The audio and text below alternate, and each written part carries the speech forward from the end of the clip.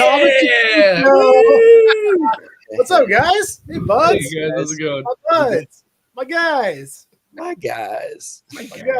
I love the background, Kev. It's so colorful. I know, right? Ooh, Spooky. pretty. How you guys doing? How was your weekend? Wait, it's Thursday. Do you have any plans this weekend? We're going to go to LA. I'm going to start first. Me and Kevin are going to go to LA. Nice. We're going to stop by Rewind, say what's up to those guys, and drop off some VHS tapes and say hi to a good friend, Kevin Moore. It's going to be a fun time. Got some fun stuff planned. Nice. Yeah. How about you, Spencer? I got no plans, which I'm so excited about. Ooh. It's the first time I haven't had plans in a really long time. Yeah, that's awesome. Not even skiing? I mean, I'll ski, but like I don't have hard plans. I don't have to like do anything. I can kind of just do what I feel. It'll be a good relaxing weekend. I had a great time. Going home for Thanksgiving and all that, but it was very it was a busy time. Yeah, definitely. So. Well, thanks everybody for joining. Welcome to Comics and Crypto, your source for everything collectible. And today is another episode of Question and Hang. We're just going to hang out, talk about some cool topics, and also answer any questions you have about digital or physical collectibles. Want to give a big shout out to some of the viewers right now. What's up, Slider? Yo, Woo, Slider. Good to see you, buddy. How long have you been friends, and how did you meet? Nice, that's a good one. I'm actually pretty. It's refreshing to hear that someone doesn't know the story because I feel like we talk about it so much. Should we save it for the actual? Yeah, we'll come back to the questions. Yeah. That'll be the first one. We'll start there. Nice. What's up, Chris? Yo, hey Chris. buddy. Chris has an awesome blog featured in our recent newsletter, and it was fantastic. Yeah, it was really cool. Yeah, Technology, all about special mint numbers. Yeah. Which if you follow Chris on Twitter, Market Smart, he has fantastic posts about mint numbers, his ideas behind mint numbers, things he's passionate about, and it's really fun to see his tweets and to see the different ideas he has about mint numbers and the things that people are collecting. So definitely give him a follow. And read that blog, which is on our website. It's also on Go Collect. And also, it was in our recent newsletter. So if you are not signed up for our newsletter, make sure to do so, guys. Sign up for that.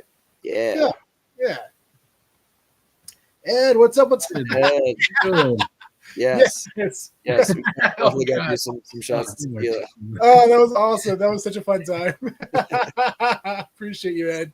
Thanks for joining. So much fun. So, starting off the day, we have a giveaway. This giveaway has been going on for the past week, and it's ending tomorrow. We're going to pick a winner for this Nice Dreams VHS tape of Cheech and Chong, signed by Tommy Chong. Very cool. Yeah, and big shout out to our partner, Weedsters. Make sure to follow the link down the details to get involved in this giveaway. It's very cool.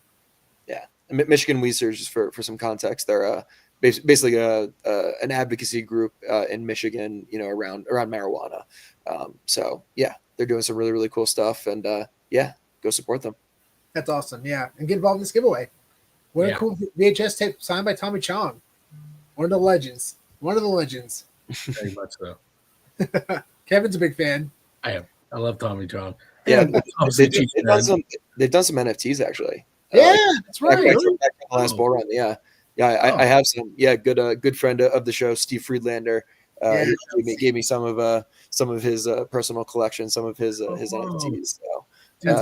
So, still got those. Yeah, so cool. And also this weekend, for anyone in California or Los Angeles, make sure to check out the amazing NineFinger, amazing friends of the podcast, and also the band that created our opening sequence, our opening music. Yeah, big shout to NineFinger. They're an awesome band, and they're playing at the Viper Room. Woo! Yeah, the Viper Room is a legendary establishment in LA. So cool to see it. We're actually going to go down there and see them live. Nice. So, yeah. Cool. So really excited for that. On stage again? We'll see. But it's really exciting to happen this time. But if you're in Los Angeles, if you're interested in coming, let us know. We'll definitely have a meetup before, and it'll be a lot of fun. Oh yeah, and the tickets are in the link. That's right. Yeah, it's important as well. So make sure you go to that tweet. You can get the details there. Creature Commandos, that launched today. This is basically the first. Yeah, it's an animated series that kickstarts the DCEU by James Gunn. Oh. Yeah. Have you not heard of this? Nope. I didn't hear about it either until you. I haven't heard any our group chat earlier today about it. Oh, dang, dudes. Okay, so Damn, dudes. basically, yeah, so it's kind of similar to Suicide Squad in a sense. What's really interesting is that they actually tie in previous films into the animation. So basically, there's a moment where she's like, Weasel's in it. There's Weasel. Oh, is that him? Oh, Weasel. Because she's like, the Weasel is the only surviving part of the Suicide Squad in that. Yeah, so they reference and they've actually even referenced this moment where they reference something from Peacemaker. Yes. Yeah, so it's really interesting that the idea behind the show is a ragtag team of misfit monsters embarks on covert missions for the U.S. government. It's really fun, really well done. The animation's awesome, and of course, it's that MA, very mature audience, graphic style of James Gunn. But it's fun, dude. I watched both episodes today. It was great. Yeah, I really enjoyed it. Are they releasing it like slowly over time and they just release? Yeah. It'll be once a week series. They released the first 2, but very promising start. It's fun to see it, and especially I don't think I've seen that before. An animated series tied into live action. It's just a different. Before. I wanted to ask you, who else has done that, or how's it been done? Marvel's done that before with a couple of series back when they first started. They had a couple of animated series that were connected to things, as well as just. Was it What If? The What If ones? Not What If, but there were other early animated shows and stuff like that. There's been a few like that throughout the years with other movies and projects. So it's not really that unique, but it's more unique in that they're actually referencing the old DCU. So I feel like if I was them, I'd be like, I don't want to reference any of that. Wow. Remind people of that. Yeah. Wow. I know what you mean. But what's interesting is that they don't really make it the main focus. They have subtle hints here and there in their characters, so it's kind of like what we were hoping for, right? Mm-hmm. Like they make it's its own thing. Yeah. It's not tied really to anything. They just make you aware that it's in their universe, which is fun. And there's some really emotional scenes in it.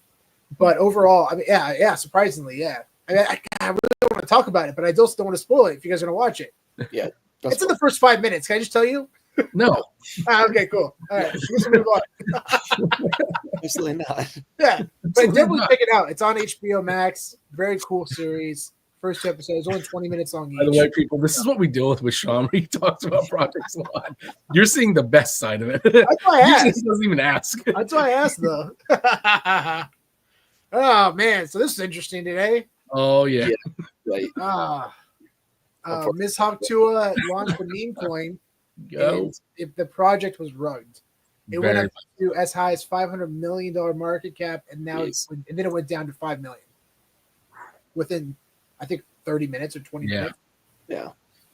It's really unfortunate too, because I'm inclined to think that she has no idea what's going on. Like, I think she just like hired some people because she like heard that she can make some money doing this, and she was like, "Oh yeah, let's do it." Yeah. And the people who they knew that she wouldn't understand anything, and I mean, and maybe I'm wrong, and maybe she is very well versed on crypto, but I would probably guess that she probably isn't, and somebody probably took advantage of her and her brand and all that, and somebody walked away with a lot of money, and a lot of other people got left holding the bag, which is very unfortunate. It's really sad because I've really enjoyed her career, what she's built from that one interview. I mean, she's been doing awesome things. She has her own podcast. She has, I think she has a book deal or something. Don't hold me against that. I'm not sure about the book deal, but I know she has her own podcast. I know she's been signing cards. Like you get in a pack. Yeah, she's been doing a lot of cool stuff, and she's building a brand around it. Why would she jeopardize all of that for a rug pull? That makes for a meme coin. That to me makes no sense, especially when she's been promoting it on her Twitter account. I don't know. I mean, I just think if that's the case, wow, she's not who we thought she is. Because I've been very impressed and excited about things she's been doing, and it's super unfortunate this happened. The only thing that I will say that's very unfortunate is that there was a Twitter space today, and no one had any accountability within her team. Wow. Any of the devs, they were not taking any accountability whatsoever, and that's bad. Yeah. I mean, there's already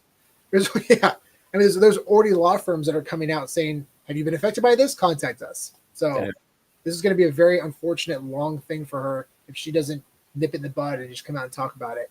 Yeah. And people make mistakes, but a lot of people lost a lot of money from it. Oh yeah. Yeah, for sure. So, well, anyways, moving on from that. Yeah. Hopefully, we'll see how that plays out. Yeah. Moving on to another really interesting topic. Yeah. This RTFKT is Studios. unfortunate. Yeah. This is so sad. Yeah.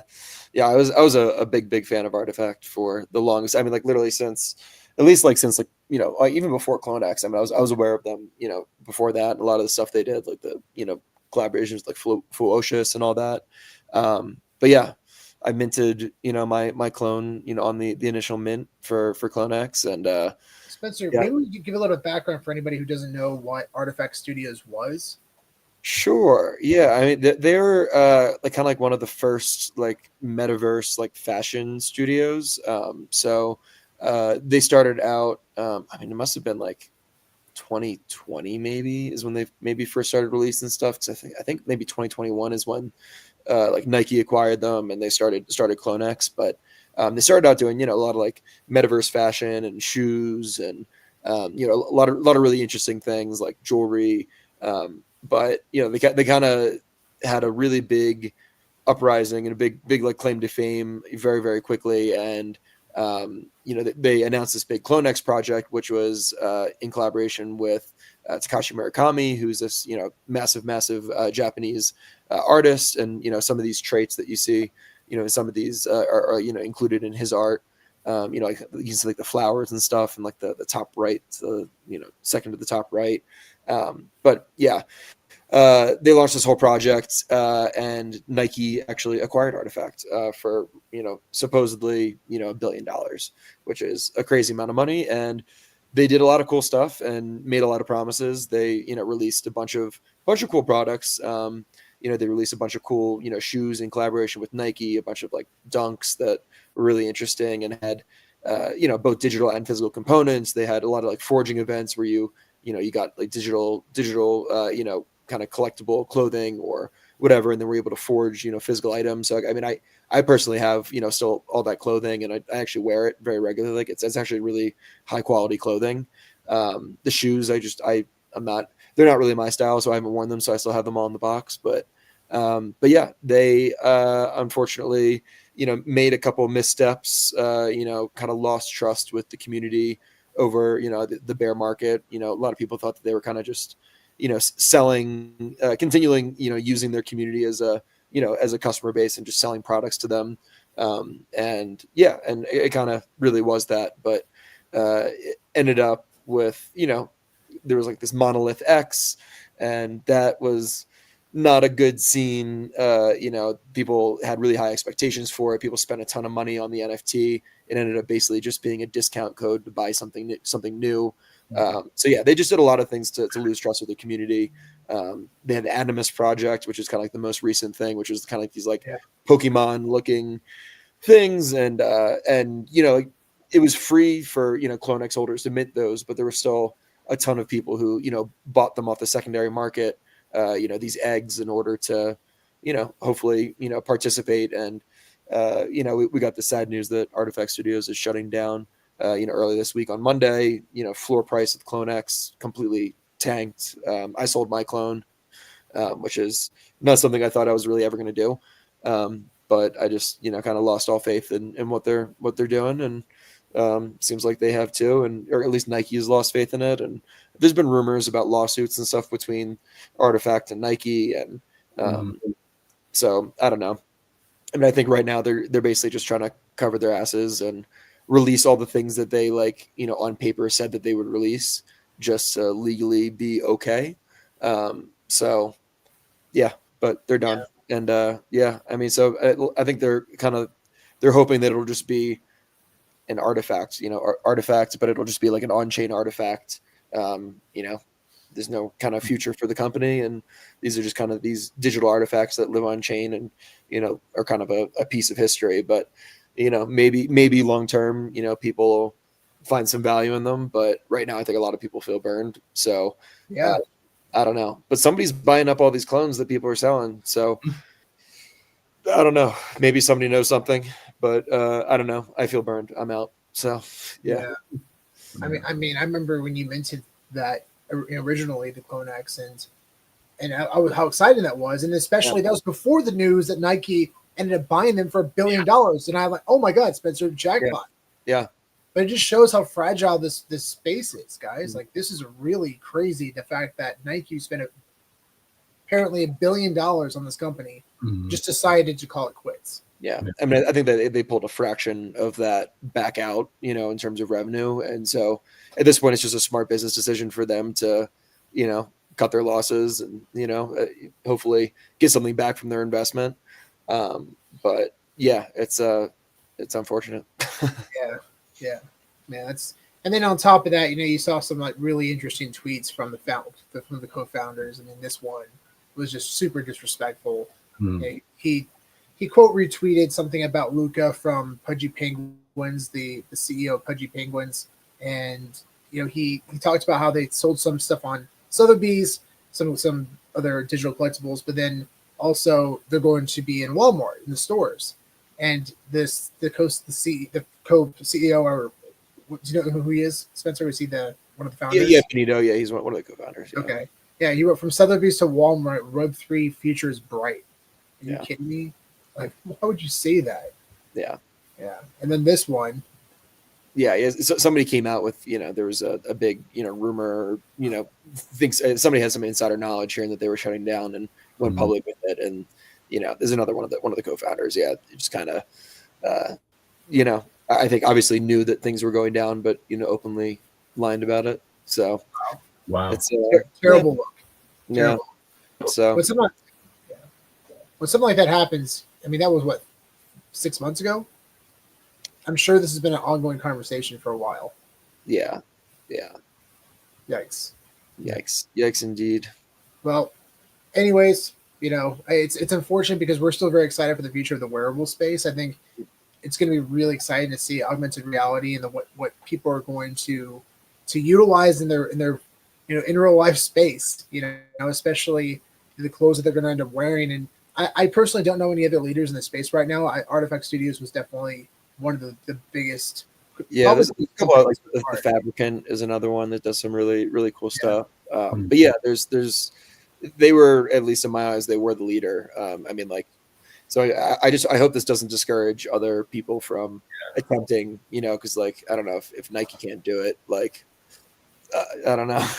Yeah, probably just too early. I think 100%. That's exactly what it is. I mean, it's a Google Glass. It was way too early, way too ahead of its time. So, yeah, it's one of those unfortunate moments where it's just about timing.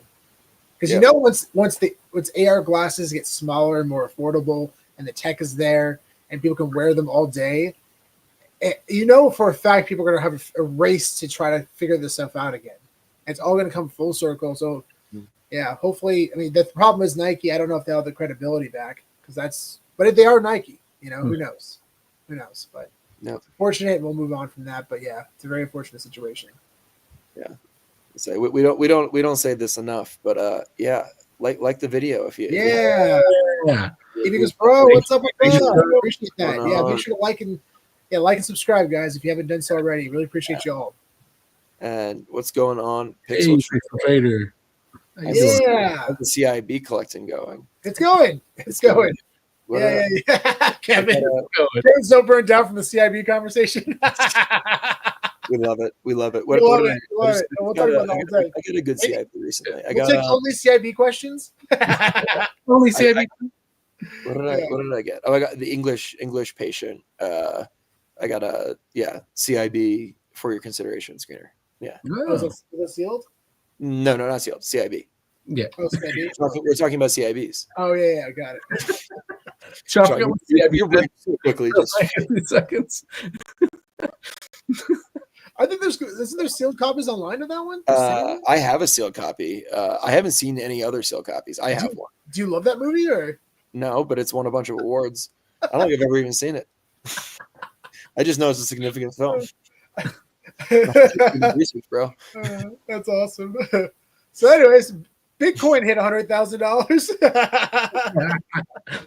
Wow. Yeah, Bitcoin finally did it. $103,000. It was around. Incredible. I think it hovered around 130 3,700, somewhere around there. But man, and of course we knew a sell-off was coming. Past 100,000, a sell-off's going to come. It's probably going to dip back down to 90,000. But it surprisingly has been holding pretty well up to about $100,000, which is really exciting. But man, that's a huge, huge milestone for Bitcoin and for Web3, just Web3 in general. Totally. It's really exciting to see crypto get to that point. And I remember there was someone showed me a tweet from like 5 years ago from, is it John McAfee? Is that right? McAfee? Mm-hmm. He said, if Bitcoin hits 100,000, it's going to hit 1 million. Yeah. I love that actually, because if you think about his assessment, if it gets to that point, you know for sure people are going to go all in. And that's exactly what's happening. Yeah, it's legitimized, yeah. Yeah, it's becoming incredibly legitimate. You know, the leadership of the United States, they're all in on it. You know, there's a lot of big players, especially Michael Saylor. Oh my gosh, that guy. Yeah. Wow. Saylor's a monster. Saylor is a monster. Yeah, apparently he was just, I think he had a meeting that he was talking about that he just had with like Microsoft, and he's trying to convince them to, you know, take on a similar strategy of you know, taking on a Bitcoin reserve. So it's hard to ignore it at this point. I mean, you're foolish not to, you know, it's especially for tech companies that were told their entire lives, especially starting out, what you're doing is crazy. This is ridiculous. Never going to catch on. I think it's kind of ironic if you decide, no, this is never going to work. It's at $100,000 a coin. People are minting one of these a day at one point, you know, multiple a day. Yeah. So I remember a good friend in college was telling me a story about how he was at San Jose State, and he had a roommate in his frat house that would mint or would mine for Bitcoin. It was like 2000, maybe 2011, 12, around there, and everyone made fun of him. Like, oh, what are you minting your Mario coins today? You minting your Mario coins? He got hundreds, if not thousands. Yeah. You're just doing it in his college dorm. Oh, his fraternity house. Yeah. What a legend. Yeah. If only I kept the Bitcoin that I'd spent on fake IDs freshman year. Did you have a Bitcoin? You'd won? I can't remember how much I had, but like I bought Bitcoin specifically to buy fake IDs from China, like my freshman year in like 2014. So that's amazing. All the ways to use your Bitcoin, that's pretty awesome. So how much Bitcoin did you think you have at one point?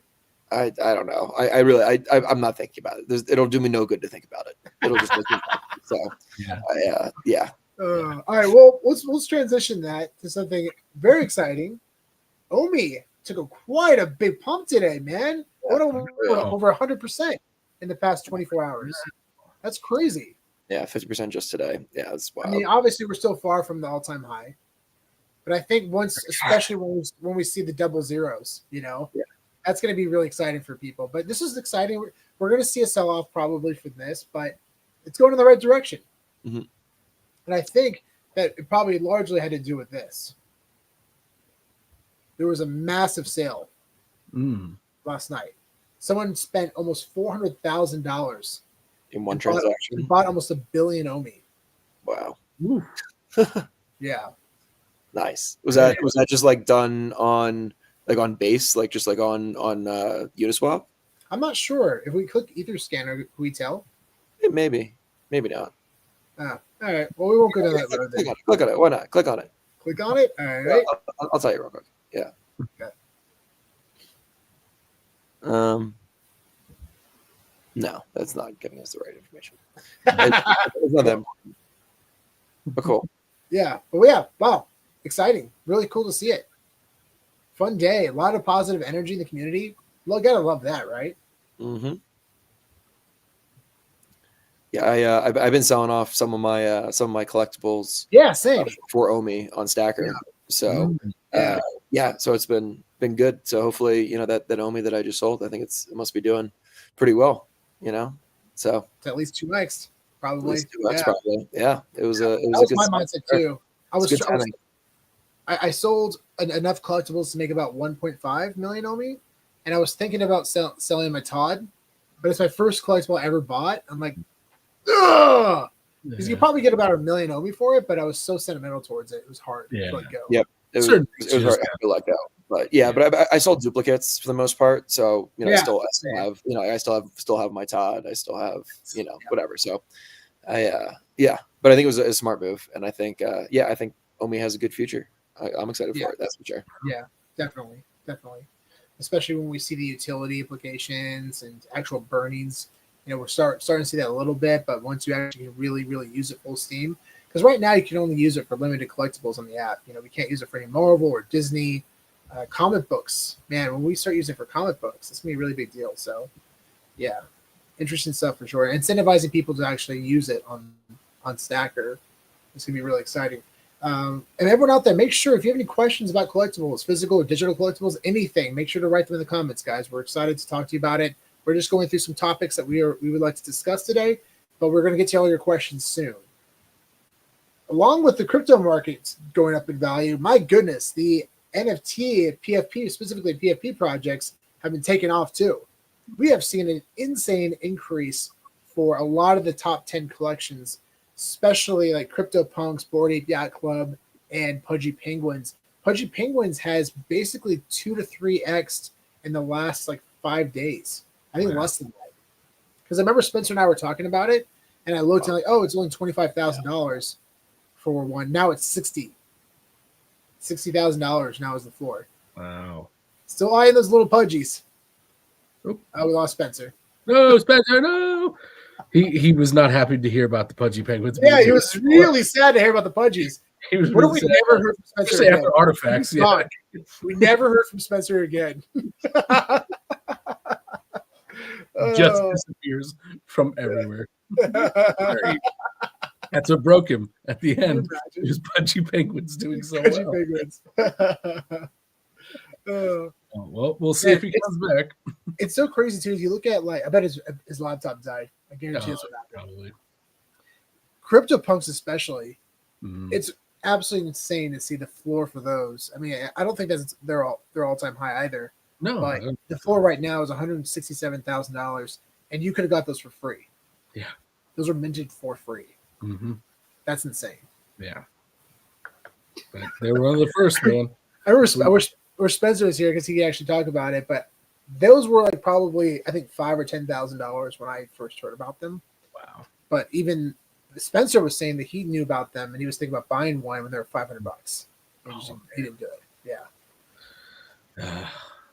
I mean, those purely have historical value, Yeah, that's pretty much what it is. Interesting to compare pop culture value and historical value, but those will always have historical value.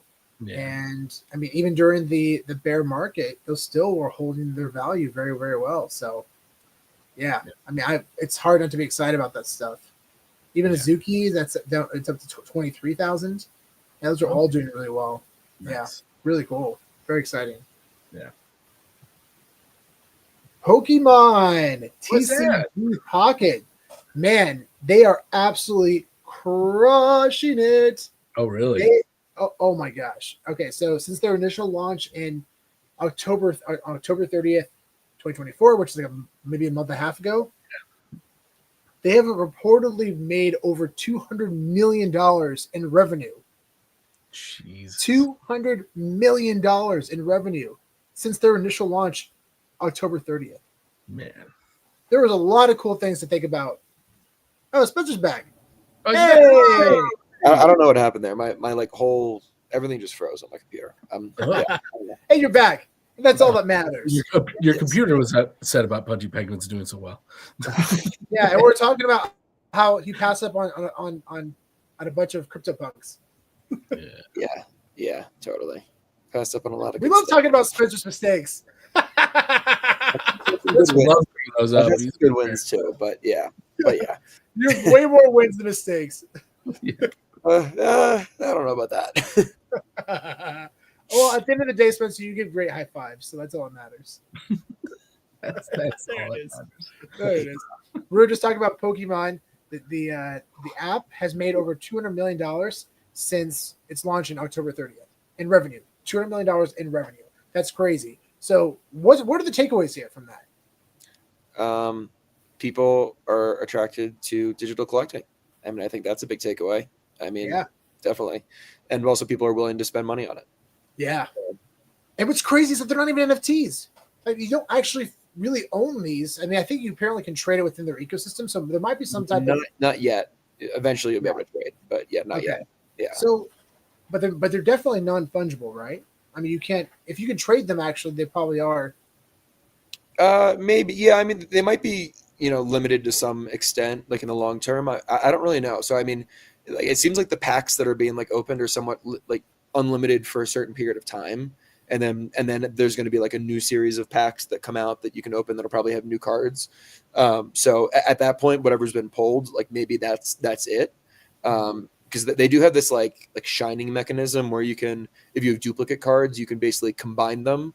And then it adds like a kind of like a special effect. So like when you like play the card, it like has like some kind of like a like a fire effect or like a sparkle or something like that. So that's a mechanism for decreasing the supply of the cards. So I mean it's possible that maybe long term these could be NFTs, but who knows? That's gonna be hard to pivot, right? I mean, all of a sudden they decide, oh, we're gonna drop a different platform or a different app that involves actually selling them as NFTs. That's kind of hard when people have already been spending insane amount of money on this. Yeah, they've been spending the money on this without the expectation that they're NFTs, and also most of the people that are playing this don't want anything to do with NFTs right now. So yeah. But yeah, this goes to show how powerful this IP is. Right. Just an app where you can just get cards and that's it. You can't really do much else but look at these cards. And 200 million. I think you can play them with other people, right? You can play against each other. So yeah, there's PvP battles. So yeah, you can go and you can play like other people. Like you get randomly signed. I'm not sure if you can currently like play like a friend yet. But yeah, you can play people. Just like PvP. That's cool. Yeah. Yeah, absolutely wild and incredibly validating for the digital space. It's the small wins that add up over time. Mm-hmm.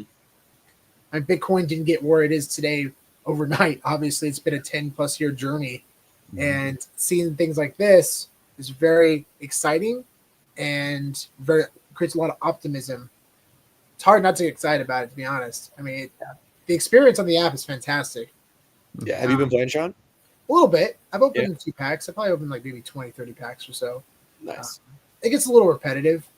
It does a little bit, but they do some stuff to keep it fresh. And if you actually like battle and like play the game the way it's intended, like collect the cards in order to build decks, and then battle people, build strategies and try out different cards. Like it's definitely engaging, But you kind of actually have to lean into the actual gameplay of it, Yeah. I'm also not. I really enjoy Pokemon. I watched it with my little brother growing up. It was fun, but it's not something I personally am obsessed with. I mean, I know a lot of the characters, but so playing all these different characters are all new to me. I'm like, oh, cool, I got this character and that character. Obviously, Pikachu. I know the story of Ash. I remember all the episodes pretty well. But yeah, in terms of Pokemon itself, Kev, are you kind of the same? I know next to nothing about Pokemon. It was not something I ever got into. It was I was a little out of that one. So unfortunately, I know Pikachu, and I know there's one called Charizard. Oh, come on. That's all. Are you serious? Are you screwing with me right now? I don't know any other Pokemon. Oh, wow. Really? You know Squirtle or yeah. Maybe Squirtle. That's a turtle. You probably know more than toys. I probably do know more than I know. But I don't think about Pokemon ever. It's not like it was a fun show. It was a fun show. Pokemon. Yeah. That was definitely a big part of my childhood, especially the TV show. For sure, especially the TV show. Yeah. Yeah, it's been really fun. I was actually at a Safeway, and for everyone out there, if you know what a Safeway is, Safeway is a grocery store. It's my grocery store. Okay, yeah. So Bonds and Safeway are the same brand. And they had a Pokemon card vending machine in the store. I did not. I've been meaning to post about it. I did not know that this existed, and they have it in the stores. And I was talking to our good friend Mark, who's up in Vancouver, and he's like, "Yeah, we got them in our stores too." Oh, and they're all sold out. Everything is sold out on the vending machine. We haven't gotten them in my store yet. But there's some packs in there like $300. It's crazy. Really? Yeah, dude. Wow. Pokemon, man. Pretty cool. I tell you, if Pokemon ever does come on the app, my goodness.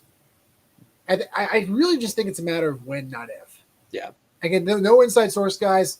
This is purely speculative, but it makes so much sense. And I don't know what capacity. I mean, I would just presume probably some type of digital collectibles. I think that makes the most sense.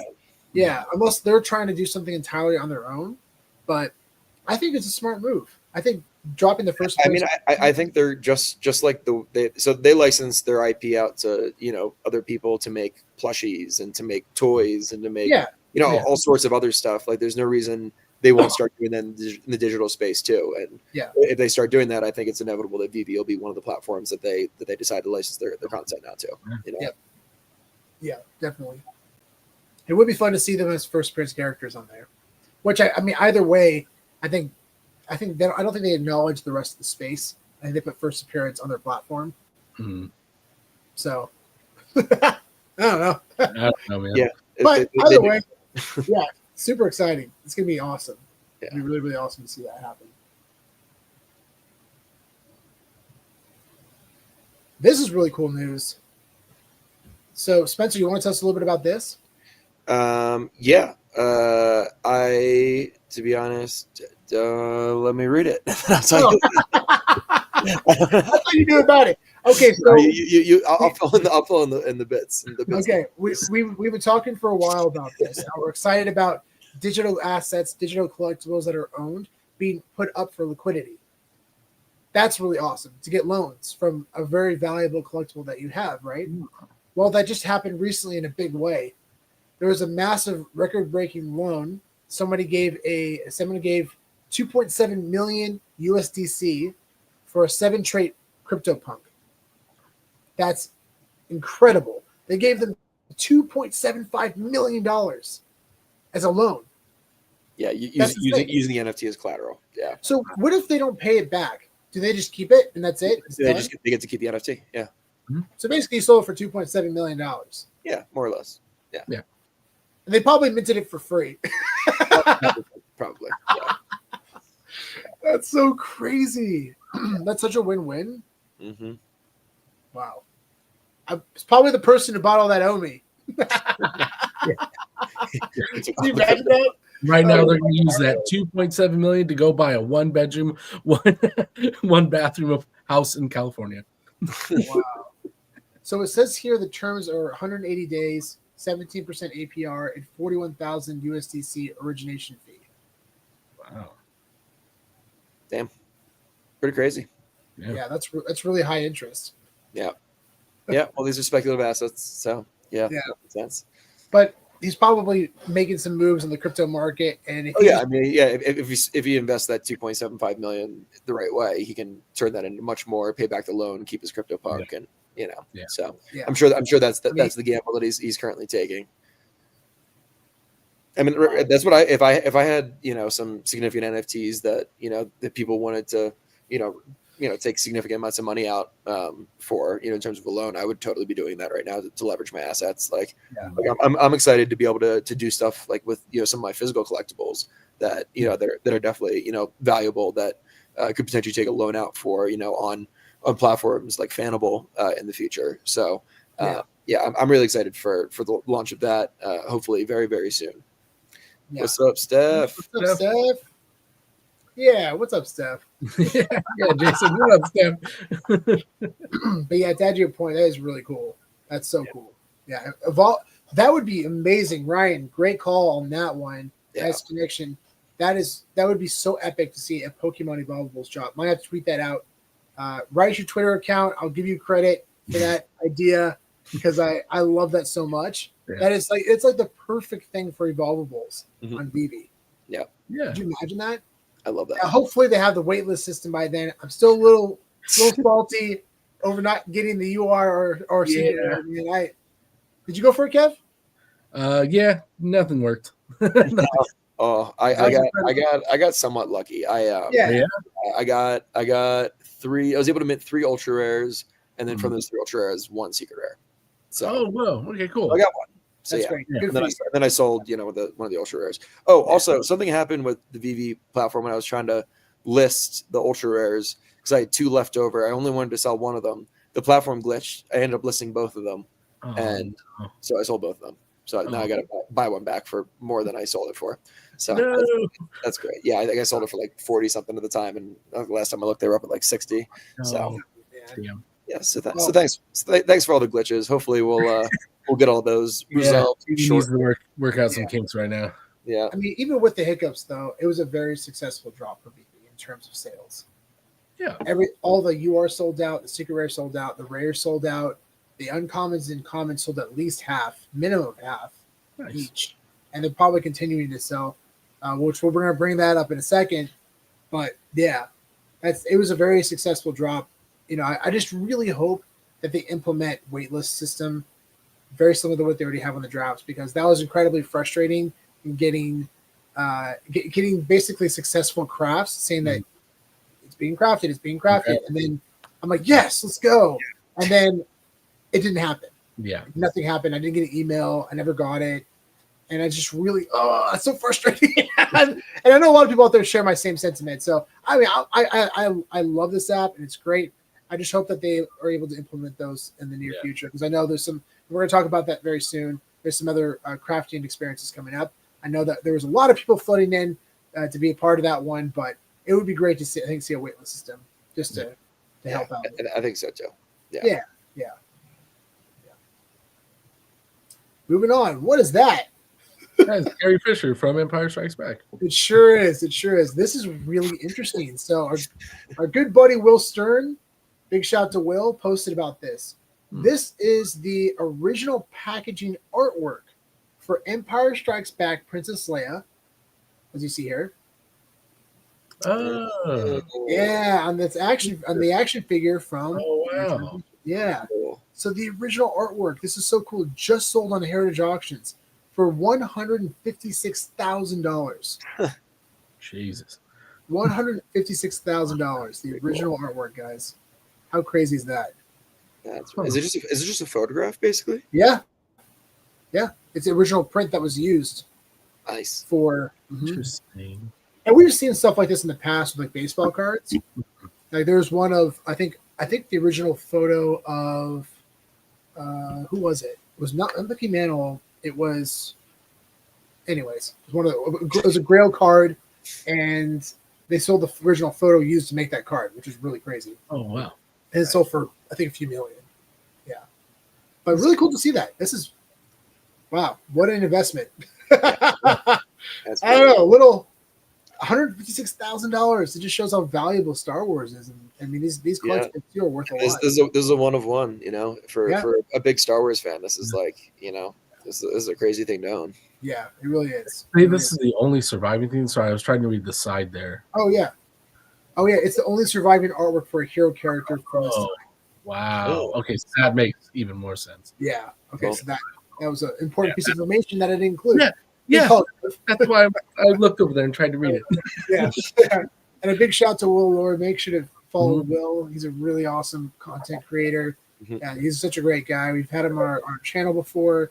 He posts about so many amazing sales. So big shout to Will. Make sure to give him a follow. He's a really awesome guy. And he produces great content. Oh, it was the Honus Wagner. That's right. It was the Honus Wagner photo. There you go. See? Will's like he hears me. He's listening right now. I appreciate you, Will. So Candy Digital released an email that broke down all the things that are happening in December, and there's a lot of really cool things happening in December. But the one thing that I mean, obviously we love talking about Grail Comics. This is really exciting because Flash Comics #1, the actual first appearance of Flash, is dropping the day after Christmas, December 26th.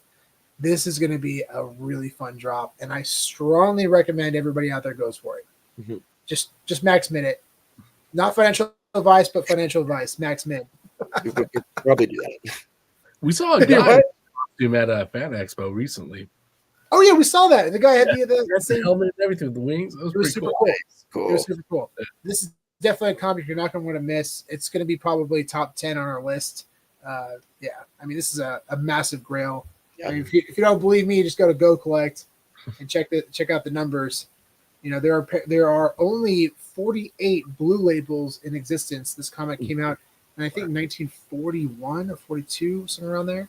So it's 100% a Golden Age comic, and there's only 196 and this comic sold for $273,000 back in 2006. Wow. Yes, $273,000 back in 2006. Yeah, I think I'd go for a little bit more right now. Maybe just almost 20 years ago, guys. 20 years ago, this sold for $250,000. Yeah. Sorry? We were saying it'll be worth a little bit more, like another $3,000. At least, probably four to be safe. No, I estimate that comic would probably sell for over $2 million today. Yeah. I would think that's probably pretty conservative. Mm-hmm. Yeah, but again, it's a very speculative market. Don't hold that number against us. Who knows? I mean, there's a lot of comics that I'm shocked that went for a lot cheaper than They should have waited. Oh, I should have waited for the bull run a little bit. There was like a massive auction for Heritage, and they had like the only 198 of Tales of Suspense 39, so it barely sold for $1 million. I couldn't believe it. Yeah. Anyways, but it definitely took a dagger a little bit in the heart. But if you look at some of the sales right here, this is crazy.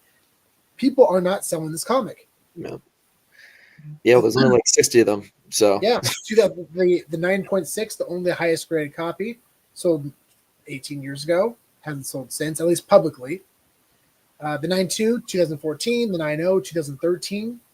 8.5 has never sold publicly. The 7.0, 2012, 2016, 2018, 2003. I think the 5.0 sold for $185,000 recently, last year. But that was the most recent sale on its highest grade.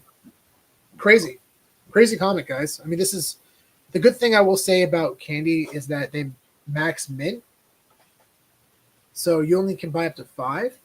And the fact like the Detective Comics 31 didn't sell out until like the afternoon. Yeah. So if you really wanted to max mint, you probably had the opportunity to do so. And now you're looking at the packs themselves that have a floor of 3x. Yeah. So this is one of those comics, guys. You just go tell your family. As selfishly as much as I want to max mint, and I want everyone in my family to max mint and all our friends, I want everyone to know that this is a very valuable comic, and you've got to go for it. Not financial advice, but you know what I'm saying. You know what I'm saying, though, right? Yeah. I mean, this is one I was screaming from the rooftop, but you got to go after it. And whether you want to open the packs or not, it's up to you. But yeah, it's such a win. It's such a win. Yeah, this is one of the most valuable comics in history for sure. Mm-hmm. So super exciting to see this one drop. Very cool. Very, very cool. Also, as a reminder, I'm seeing a couple questions come in, but once we finish going through some of these updates here, we want to answer your questions. So if you got anything, please drop it in the chat, and then we'll get to it once again. Yeah, definitely. Yeah. Whoa, look at this. Is that treasure? It sure is. Is that treasure? Guys, there is a actual real-life treasure hunt happening right now. If you're a fan of the Goonies, man, this is your time. He's never died. This is your time down up here. Maybe down here. I don't know where the treasure is, but so according to our sources, John Collins Black, who apparently made a lot of money in crypto and Bitcoin, is using some of that money to create a nationwide treasure hunt by hiding 5 treasure chests worth over $2 million. It doesn't specify if it's each. I think it's probably in total. In total, yeah. Which I kind of wish it was each. It'd probably be more of a madhouse. But $2 million total. But it's interesting is that it's not just cash, right? It's different collectibles. So according to him, he said, my goal is to create a truly national treasure hunt, something that would capture the imagination and allow everyone to have a really fun experience. So inside each treasure chest are rare items like shipwrecked gold, historic collectibles, and treasures linked to icons like Jacqueline Kennedy, Amelia Earhart, and even Michael Jordan. He has some like really high-graded Michael Jordan cards in there. Oh wow! Rookie cards. Cool. Sell for premium. You see Pokemon Charizard card over there. It's really interesting. Oh so yeah. Here's where it gets really interesting though. He created a book, and apparently this book called "There's Treasure Inside" holds all the clues and maps and puzzles needed to find these treasure chests. And you can buy the book on Amazon for $34. That's how you make your money back.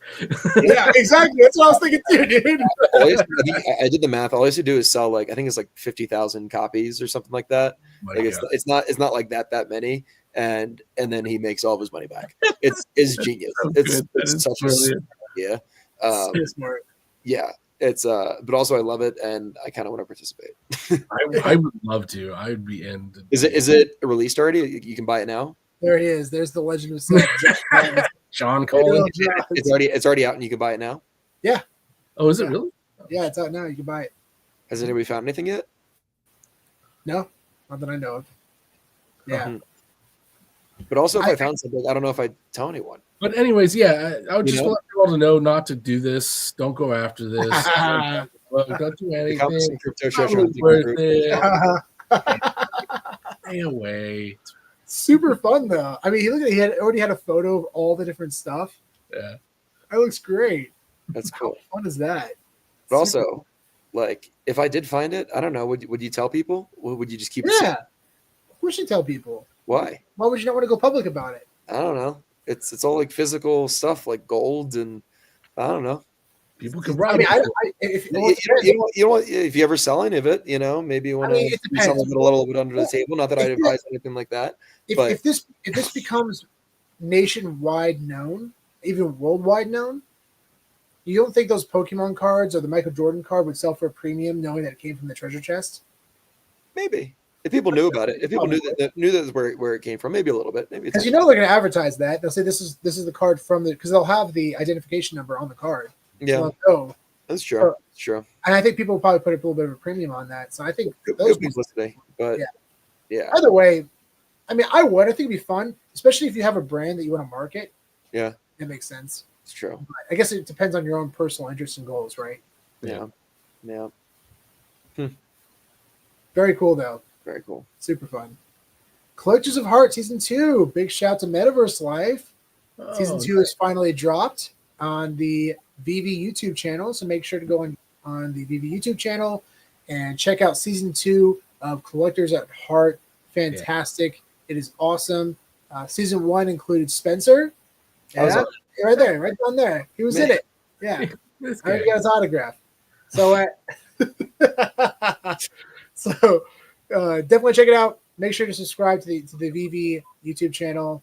This is not a sponsored saying. We're not sponsored by them. We're just telling you to check it out because it's a really good series. Yeah. So make sure to check it out if you haven't done so already. Yeah, for really Season 2, Collectors at Heart goes international. Yeah, Season 1 focused on a lot of the VV community members in the United States. And Season 2, Metaverse Life travels internationally, going to different places like Paris and Amsterdam. Really cool. In England. Very cool to see him travel and meet everybody around the world within the VV community. So super fun. Also, I think first season went to Vancouver, so technically that wasn't. Oh, that's true. Oh, good point. Oh, yeah. I didn't think about that. Sure. Yeah, let's go, boys. We did it. Oh, yeah, we got one claim. I didn't think we were going to actually nail Bounty. I didn't think we were going to nail it. It was really exciting to nail this one, especially the rare. Mm-hmm. We're such Chris VV Vancouver, of course. Big shout out to all the VV fam out in Vancouver. But yeah, I was really excited to nail this one. We all were. This is something that we do together, and it's a lot of fun. And it was really exciting. We're such huge fans of the Punisher, man. It was a really cool drop. I didn't have much success on the back end for a lot of things, but it really worked out for this one. I got this. Well, I got this here, so I'm not. Yeah, that you bad. did. You worked. Oh yeah, that's true. Yeah. But we got this too. So yeah, we did. But it was really exciting to see that. Interesting the way I took a screenshot of the purchase. Drop delivered. Yeah. I kind of wish it said purchase made, but here we are. They'll fix it. They'll yeah. I mean, the bounty is still open until when, Sean, for the other two? A week from tomorrow. A week from tomorrow, guys. It's still active. So if you're looking to go after the common and uncommon, I mean, I think it's worth going for the uncommon, buying a couple, because you're not just going after the 1974 mint number, but you're also going for the special editions as well. Yeah. True. Yeah. So you have multiple chasers for the commons, and then also for and then for the uncommon, it's double the price. So yeah, if you land either one, definitely hit us up. We'd love to buy it from you. And best of luck. Best of luck. Yeah, and again, it's till next Friday, 5 p.m. PST. That's December 13th. So best of luck, guys.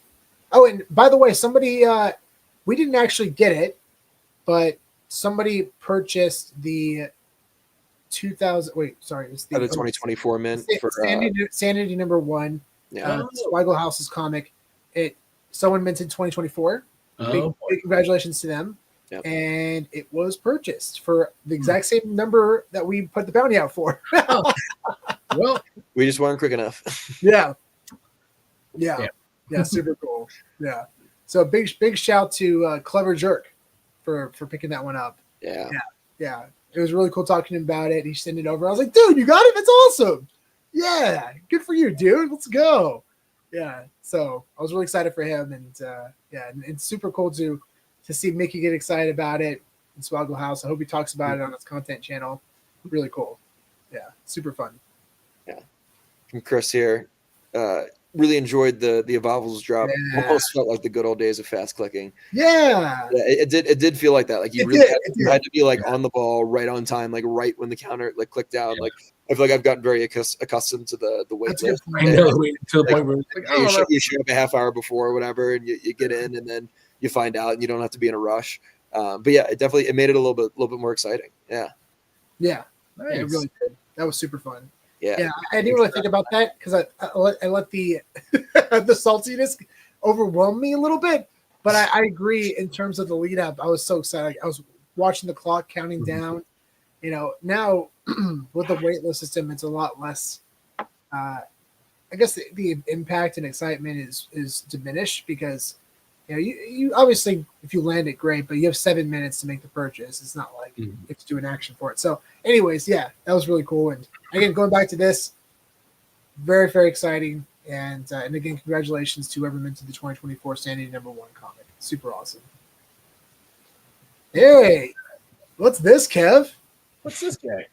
Yeah, whoa, it's in the background still. That's cool. Yeah. So this is the. Sorry, I didn't know you were throwing it to me. I just thought you were. Yeah. This is, of course, the original VHS release of The Evil Dead by Palace Videos in England, 1982. So this is the first official release of Evil Dead that has ever been made. It sparked a bit of controversy when it came out because of it having no edits or anything, and it was very violent and gory as a movie. And so they ended up banning it for a little bit, and they had to end up recutting the film, resubmitting it to get it like rated properly, and then re-released like that. And so it became what was known as a video nasty, one of the original video nasties. And so that's what this is. This is the first ever version of that, the one that wasn't edited. This is the original Evil Dead. Even the tape says Palace Video, everything. Yeah. So, and then we went to Fan Expo last weekend. Was it that? When was that? Yeah, last weekend. And we got to see Bruce Campbell, and he got to sign my copy of The Evil Dead. And I'm so excited and happy. That signature placement is perfect. Yeah, it's perfect. It's what's right. Yeah. Especially coming from a guy who's annoyed about signature placement requests.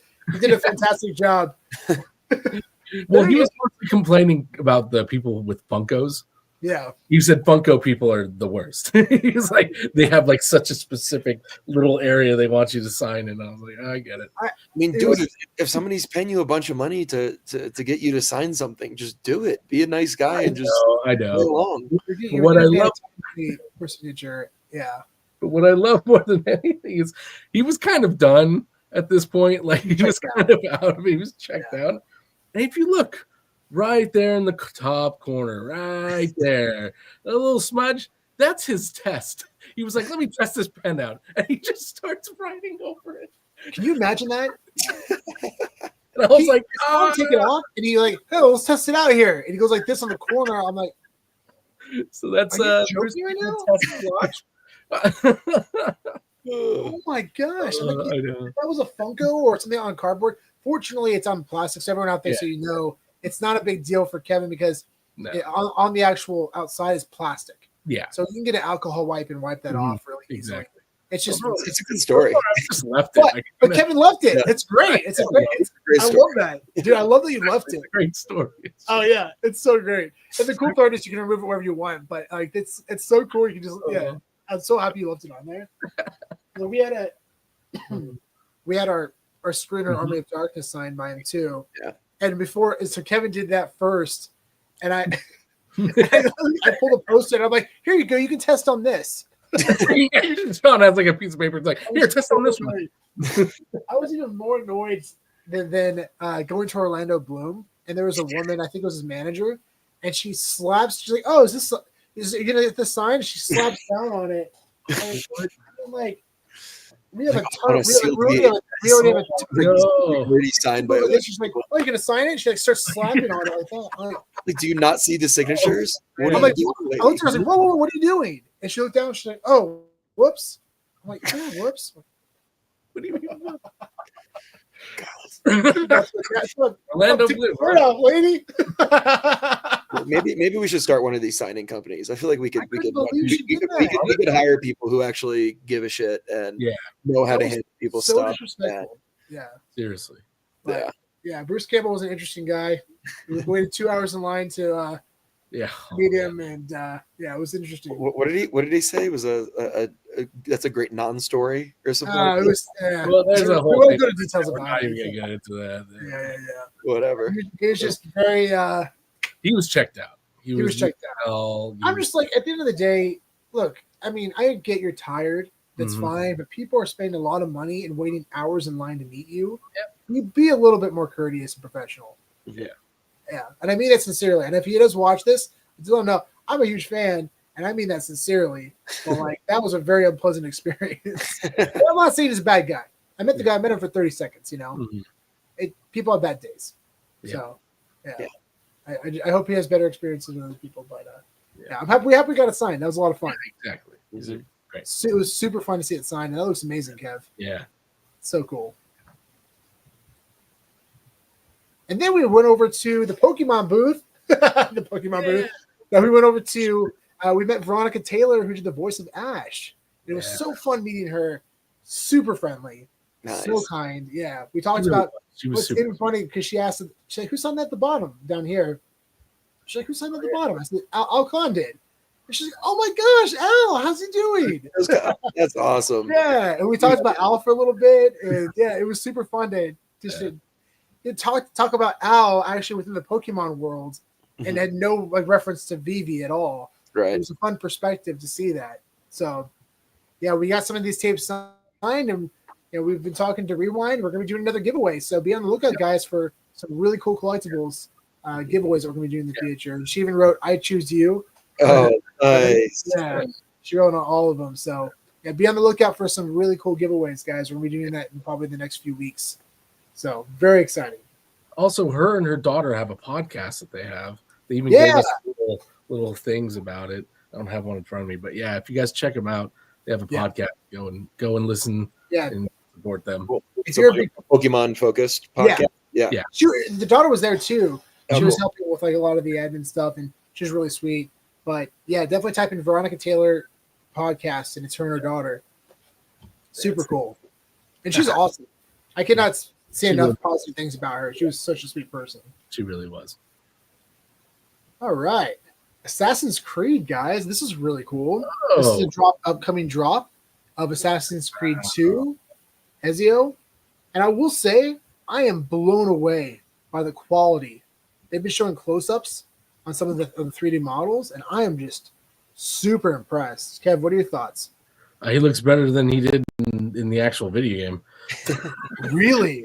Oh, yeah, because the game was 2 came out a while ago. It was, this is technically the best he's looked in a while. So Did you ever play these games, either of you? I played the first one and the second one. So I played this game. It's a cool game. Awesome. Yeah. Super cool. Yeah. Awesome. Yeah. This might be one of the, I keep saying this for the past few months, but this might actually be one of the nicest looking collectibles on the app. It's cool looking for sure. Yeah. I'm excited to see what the animation looks like. Yeah, that'd be cool. Oh wait, so this you want to play set? I'm gonna actually. Oh, you can go through it.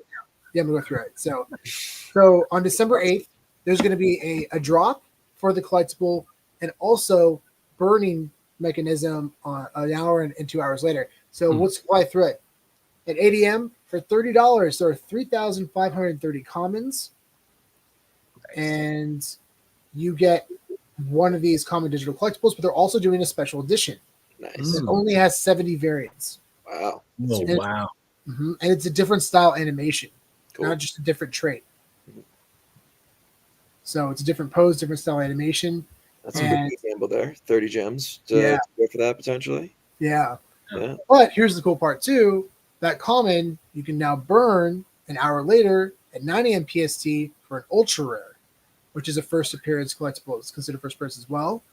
And it doesn't cost any MCP points.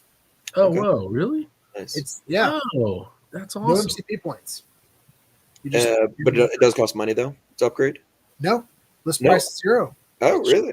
Totally 0. So this is where it gets really interesting, and this is actually the first time VV's ever done this, which is really cool. Then an hour later, at 10 a.m., you gotta block off my whole morning. Jeez. I know. You have a chance to go for the secret rare. Only 555 editions. I feel you have a pretty good chance of getting that. Does not cost anything. And this is where it gets really interesting. You have to be a gold level 4 to enter. Oh, you bastards. You're probably above that, Kev. It's like one of the, I think, the lower third tiers. But you have to be above a certain ranking to, yeah, just for the secret rare, not just for the secret rare. Cool. Yeah. Nice. Yeah. And you only need a common for that. Oh. Yeah. So you don't. So it's common to ultra rare and then common to secret rare. Yes. Yeah, but it does burn 1,000 MCP points for this one. But it's fun. It's different. It's different mechanics. I like the drop structure. Nice. Yeah, and also I just have like a lot of different options now. Like, I think it just a lot more variety in how they can do things. It's fun to see the rankings come into play too. Mm-hmm. We're going to see more of this. Yeah. You're going to see certain levels, like diamond 1s or whatever. The different diamond levels only have priority and up. Mm-hmm. And even level 100 people will probably have some type of, I'm not sure how much the level 100s, will get in terms of that. Not that many. Yeah. Because the stuff that they're going to get is so freaking valuable, but yeah. But so that'll probably be more limited over the years. But very cool to see this implemented into this drop, and hopefully we'll see in more future drops. Kevin, did you figure out your ranking? Yeah, I'm gold 3. Are you really? Yeah. Oh, he's literally one behind. I think that this is some bullshit. You can get there. I just need to buy more collectibles. It's probably more that's crazy. That's bullshit. Hey, but at least you can go for the platform. Hey, platform's awesome. It actually really is awesome. No, I love it's platforms. cool. Yeah, that's really cool. That's gonna be fun to mess around with. Are the platforms? Are they part of the full set, or are they separate? No, separate set. They're separate. Cool. Separate set. Yeah, I'm really happy to see that they push everything separately.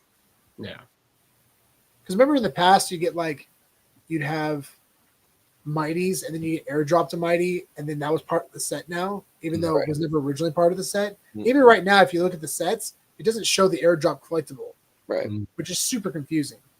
So I'm glad that they're actually separating these things now and making them different sets, and it gives people more opportunities to collect and increase the value of their collectibles too. So in their collection.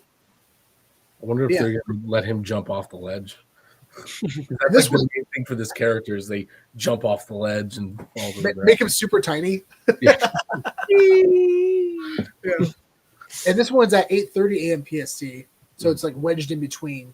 No, it's gonna be a full-packed morning. It is. We're gonna be on our phone all morning, Kev. It's gonna be great. Was that only 1,000? Was that or 1,500 editions? 1,500. Yeah, 1,500 editions for 13 gems. It might sell out. It's probably gonna hover around there, but yeah. But I think it's definitely. I mean, either way, for 13 gems, it's definitely worth getting. It's very cool, and it completes the set. So very awesome.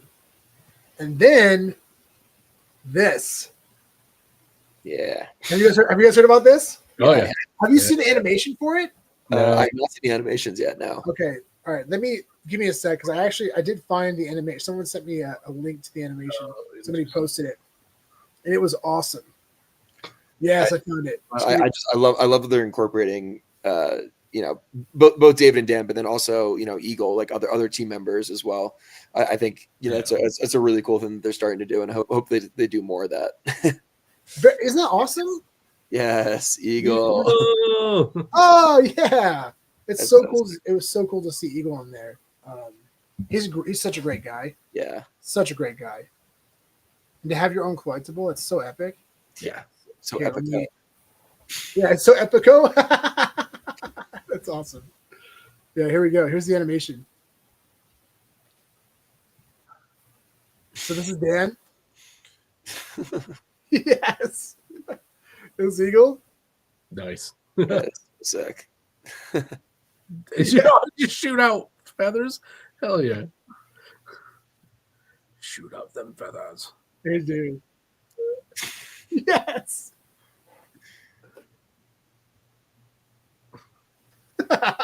David must be geeking out so hard about this. He must be freaking out. Oh, this is gonna be such a fun drop, guys. I'm so excited for it. I'm curious why it's uncommon. There's only 888 editions. I thought that'd be more like in the ultra territory, but it's obviously a first appearance of each character. 868 of Eagle, and there is 777 of Dan, but there are chasers. Yeah. So the drop is 20 gems. You have a chance to land any of those collectibles I just mentioned, or you can have a chance to get one of these chasers, which are limited to 88, 88, and 88. So the blue, metallic blue variants. Cool. Very cool. And it looks like they're static. I don't think they're. Oh no, actually they don't mention animation, so they're probably animated as They're well. probably the same animation. Probably. Yeah. Super cool. Super, super cool. Yeah, that's fun. That's a super fun drop. I think they're probably going to sell out. It's gonna be fun. It's gonna be a really fun drop. I'm really excited. When is this drop, by the way? This drop is on Saturday. Nice.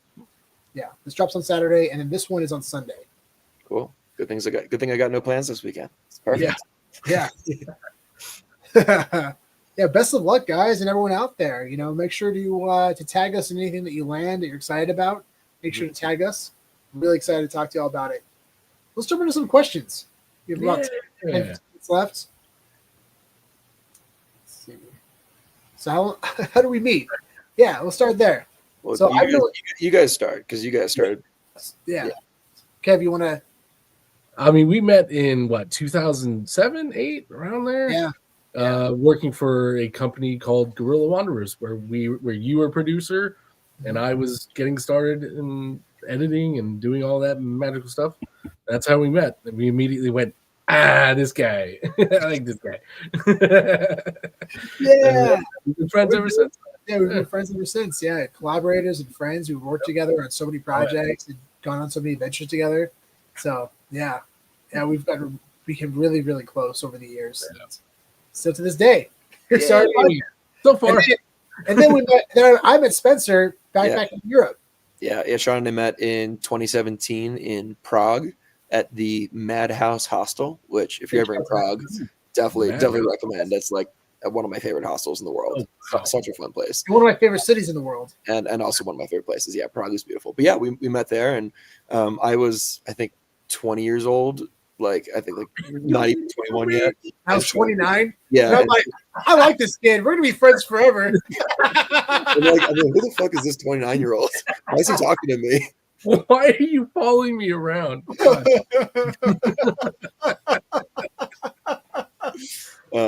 But yeah, I gave him candy, so it worked out pretty well. yeah. Right. That's why Sean keeps candy with him. That's why he does that. Like a dog treat bag. Full of hard candies at all times. But then Sean and I kept in touch and visit each other here and there. I was in school in Boston at the time at Northeastern, so he came and visited me in Boston, and then I went out and visited him in San Francisco. And yeah, we kept in touch, and I was telling him about crypto because I got involved in crypto in 2017, probably just a couple months after we met is when I kind of first got involved. But introduced Sean probably about a year or so later, and kind of turned into me telling Sean about crypto and Sean teaching me about comics because he was really big into comic book investing at the time. And then we found Vivi. Yeah, that was quite a perfect storm for us to come across that literally 6 months after teaching each other about the spaces, and then him going fully understanding the significance of like the first appearance of Spider-Man and these characters, and then he was teaching me about the importance of digital ownership, and it was freaking insane. And then I started watching, and Spencer and I talked about first appearances, and then I started watching NFT Pirates channel. Yeah. He did a video on first appearances, and it's so funny because Chad and I have talked about that, how that really kind of kickstarted my idea, because we talked about it internally, but then Chad talked about it in his video. I think it was with his brother, and that's really what kind of inspired us to start a podcast, because we went on a road trip to Yellowstone. Me, Spencer, and Kevin. And this is the first time I ever met Kevin. Was on this road trip. Yeah, that's crazy. We piled into Sean's tiny little Prius. Yeah. With every single inch in the Prius completely taken out. Guys, we packed everything kind of luggage. So luggage, 3 tents. We had what else do we have in there? We had sleeping bags, clothes. We had a grill. We had a grill. How do we fit all that in a Prius? A Prius C. Insane. But we did it. We did it, and we drove to Yellowstone National Park from California. It's like a 40-hour round trip drive, and we did it. And I'm so happy we did, because that's what inspired us to start our podcast. Because Spider-Man dropped that weekend, the first Spider-Man collectibles. It didn't really sell out, and nobody understood the significance of Spider-Man. Most of the people that were collecting on the app. And we're like, we need to start a content channel to help educate people so they can be successful. Either, if they're looking to invest in this space, we want to make sure everyone's educated and as much as possible. And then that's how we started. And then the rest is history. So, yeah. And by the way, big shout out to NFT Pirates. Yeah. He just he tweeted out today that he's going to release an interview with Ben Rose tomorrow. Yeah. Big shout out to Chad. Miss Chad, man. We talk about Chad all the time. Man. He's one of our favorite.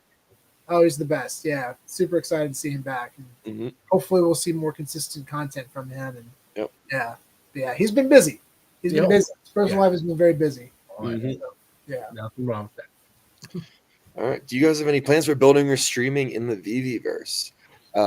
Yeah. I mean, I can't say we have concrete plans, but I mean, definitely whenever there are options to do things, I would love to be able to get involved. I think long term it'd be really cool to build like a comics and crypto storefront of some sort. Especially if we could bring in fanable collectibles, and we could showcase our physical collections in a digital space and be able to show that off kind of in the VVverse. I think that'd be really cool. In addition to showing off our digital stuff, I think it'd be really cool to show off our brand in that way. And then if there's options to stream, definitely. Yeah, I didn't even really think of that until right now. Having the opportunity to take, your physical in NFT format, guys. We're really excited to talk about Fanable. I know we really haven't a chance to really dive deep into what Fanable is going to offer, but it's going to be insane in the best way. Yeah. Imagine all your physical graded collectibles are in a Brinks vault in a temperature controlled environment, fully insured, and you have access to your collectibles at all times. You can sell them, trade them, transfer them. It's a game changer. This is where we're going to see a bridge with physical collectors. This is going to be an immediate need for physical collectors, and they're going to respond to this, I think, in a big way. I think so too. Yeah. Because right now, Courtyard's been doing it. And I'm going to be honest, the first year and a half of doing our content, or producing our content channel, I didn't even really know who they were. Yeah. I had no idea until we had him on our channel, and then we started talking to him, the founder, and then we started realizing, oh my gosh, that's what they do. They take cards, graded cards, and they put them in the Brinks vault. I knew what was going on, but I had no idea, no clue. I couldn't believe it. I'm like, what? How did I not understand earlier what this stuff is? No, but I think that brings up a good point. I don't think they've maybe done the best job of explaining the value proposition of what they're doing. But I think it's going to be huge for the space. And I mean, I think a lot of physical collectors kind of deal with the issues of storage and security and insuring their items. All kind of costly or just space inefficient things that you have to deal with. So I think it solves a lot of those problems. And I don't know, it's something I'm really excited to put a lot of my physical collectibles, on platforms like Courtyard and Fanable, just because I just don't have enough storage space for all the stuff that I have, Literally. Yeah. But yeah, we will probably have some exciting updates in the very, very near future. So we'll keep you posted on that. Not probably. We will have some exciting updates. I like to under promise and over deliver. But yeah, we have some really exciting news coming out in the near future that we're going to share with you all. It's going to be a lot of fun. Yeah, really cool. Very cool. So, yeah. Yeah. Well, at some point, DC has to drop Action Comics 1, right? Yes. Yeah. I passionately agree with you, Chris. 100%. At some point. In my opinion, it's just a matter of when, not if. Mm-hmm. I think we'll probably see other comics first. I think we'll probably see some more Superman comics, and we still have the first appearance of Lex Luthor. We have some. Well, I would like to see some World War II covers personally. I actually did own one. Yeah. I owned one. I bought it in 2019, 2018. It was a super sick cover, and then I bought it for like $700. It was a CBCS 8.5, which is one of the higher grades for that comic. And then I ended up selling it in the bull run for $5,000. Damn. Wow. Nice. Yeah. It was tough it was really tough to part with that one. But I'm like, I got to sell it. Oh yeah. Yeah. I got to sell it. Yeah. Yeah. Yep. So, yeah, it was really exciting. And those comics are super special and really cool. Yeah, really fun comics. So it's mostly Superman fighting Nazis. It's really rad. Yeah. Punch in the face. Yes. Yeah. So if you're a fan of Indiana Jones and Superman, it's like the two worlds combined. It's perfect. Yeah. But I think we'll probably see Detective Comics 27, which is the first appearance of Batman. We'll probably see that before Action Comics 1, which blows my mind because someone just bought a 0.5 grade for over $300,000. Yeah. Really? Yeah. Wow. That's the floor for that comic now. Yep. $300,000. Yeah. I don't honestly At least for a blue label. right for a blue label, which still it's crazy. Oh, crazy. Yeah. That's insane. Yeah. So, yeah, when that comic drops, I mean, this is definitely financial advice. Go after it. You're welcome, guys. Yeah. Go after that one. Yeah. I mean, it would be smart for DC to wait until like a proper NFT. Yeah. Yeah. Yeah, exactly. They're keeping that in their back pocket for a while. Yeah. I wouldn't expect it within the next couple of years. Yeah. I don't know. Maybe the next couple of years. I don't know if they wait that long. But I think Batman will probably maybe some point in the next year, though. Well, if you're going to say the next year, then that would be line it up with the release of the film. Mhm. That would work out. That would work out pretty well, and hopefully by then NFTs are fully back. Mhm. So yeah, that would make sense. Yeah, they actually. So what's really cool too is that DC released their new animated logo, and I don't know if this is for live action, but it's definitely for. Let me pull it up real quick. It's definitely for their animated series, which I was really excited to see this because if this is for the live action also. Let me pull it up for you guys.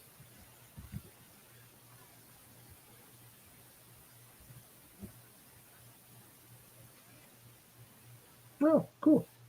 It's simple, clean, but really establishes the significance. Yeah. It's classic, but I love it so much because it really just pinpoints the significance of Superman. Mm-hmm. And, for comic fans, this reference is so significant and meaningful for a lot of Superman fans. And I think this really kind of sets the stage. It honors Superman, but also sets the stage for a new bold look at DC that James Gunn and Peter Safran are going to take on. So I'm so pumped for it, man. This is going to be super fun. And for everyone out there, this is from Superman 1. Yep. Yeah. Super exciting. Cool. Thanks. Super exciting.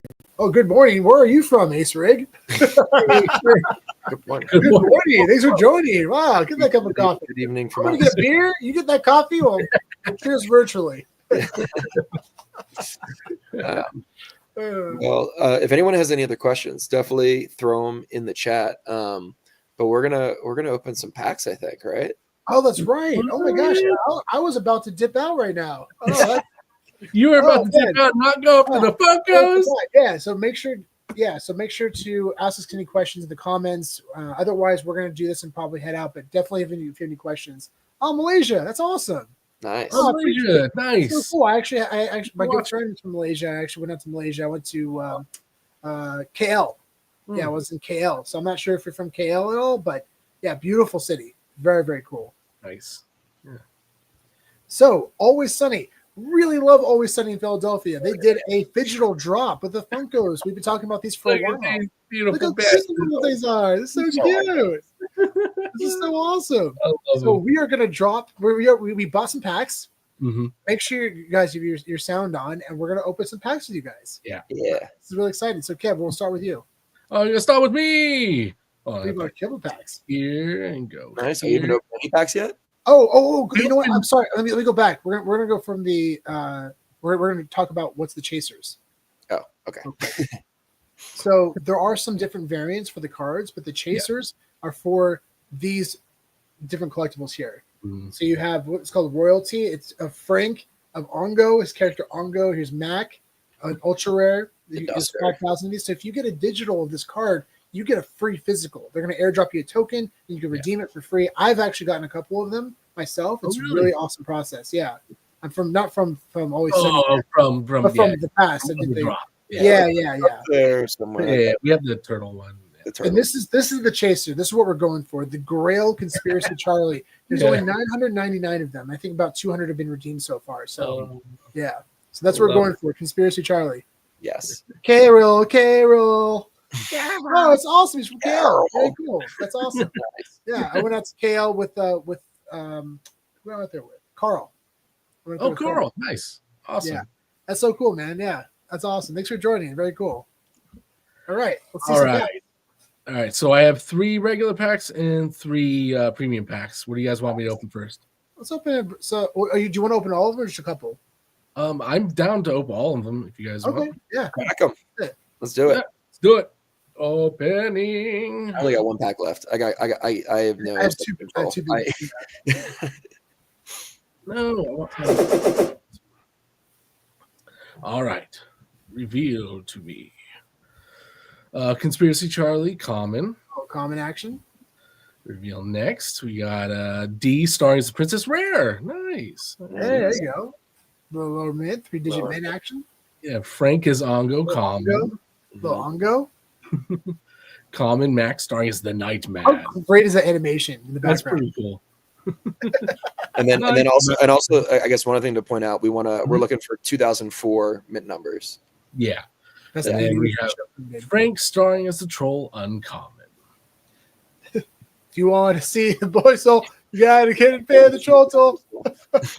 You gotta pay the troll toll, you gotta boy soul. Boy soul. You gotta pay the troll toll to get in. Did I tell you guys I saw that live in San Francisco? Oh, you did? Oh, I'm really? So it was great. Man. I was with a buddy. We're walking by, and I saw Mac out front. I'm like, "Hey, we're about to go watch you." He's like, "Oh, cool, dude." Yeah. He said words to me. Well, you probably called him Mac. Rob, which is his real name. Oh yeah, 100% said Mac. I'm like Mac. Mac and then, I remember another time we were at Sundance and we saw Dennis and his wife. And for everyone out there, if you don't know, the episode where he does the dentist system, the woman in the episode is actually his wife in real life. Mm-hmm. Yep. So it was so funny. Me and Joe Frio were in line talking to her, and Joe's like, "Oh, did he dentist you?" She's like, "No, honey, I dentist him." Nice. Yeah, she was awesome. Yeah. Anyways, let's open up some packs. Yes.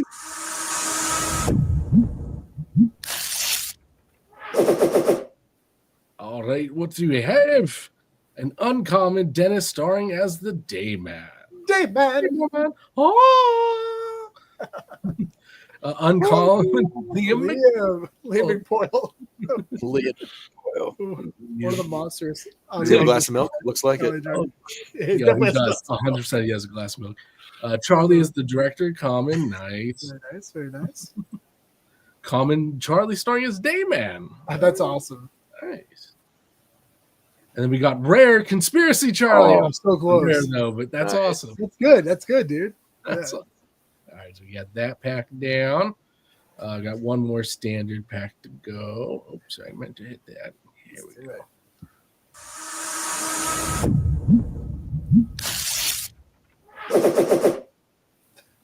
Alrighty. We have uncommon Frank starring as the troll. Nice. Dennis at tryouts rare. Nice. D starring as the princess, uncommon. Mhm. Common, Charlie starring as Dayman. And last but not least, uncommon, Frank starring as the troll. So not much out of that pack, to be honest. Not much. All right. We're going an epic or a legendary soon. Yeah. Actually, no, I lied. We're gonna land a grow. We're gonna land the grow. We're gonna land a grow. Would it be in this one, the premium pack? I think so. I'm gonna go for the one on the right, but yes, this is good too.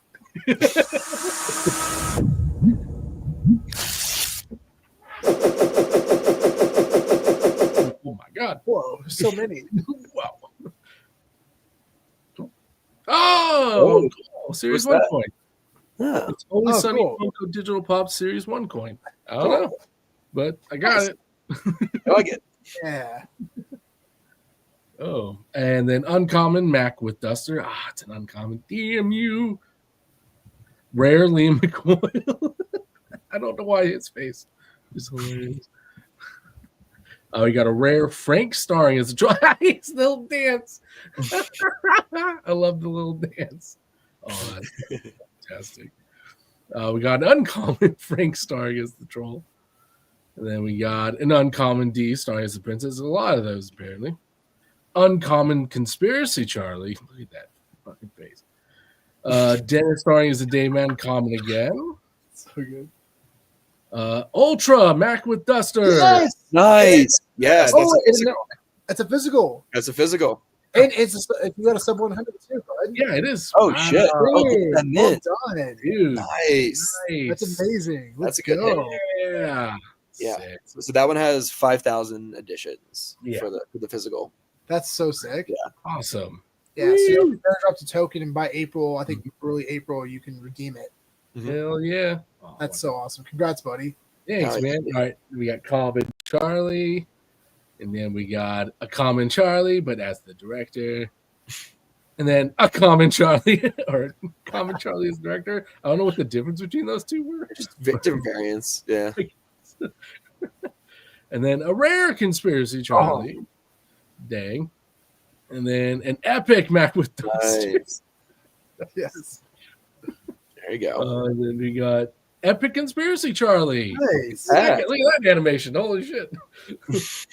Matt, can I talk to you about the mail, please? I talk to you about the mail. The head shake. Yeah, that shake is great. Another uncommon Liam McBoyle. A common Frank starring as the troll. And a common Dennis at the tryouts. But yeah, nice. But I got one physical out of that, which is pretty awesome. That's pretty good. Not Pretty And also, bad. like, I don't think all these packs are going to sell out. So I feel like there's going to end up being less of these physicals probably than are initially advertised. Yeah, probably. All right. Still have two more packs to go. Hey, before you open this one, I want to short test the out really quick. Okay. Wait a second. Okay. Don't worry, it'll be worth it. The pizzas are coming. The suspense is killing me. I just gotta figure out how to do Why it. Oh, there we go.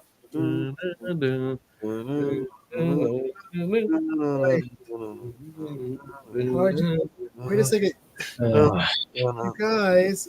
Mhm. Yeah. All right, Kevin. Maybe move it along. Just go ahead. All right. Well, Just do it already. yeah. No, you're done. You done trying? Are you giving up? Go ahead. Okay. Yeah. Go ahead. Go ahead. Here we go. Open.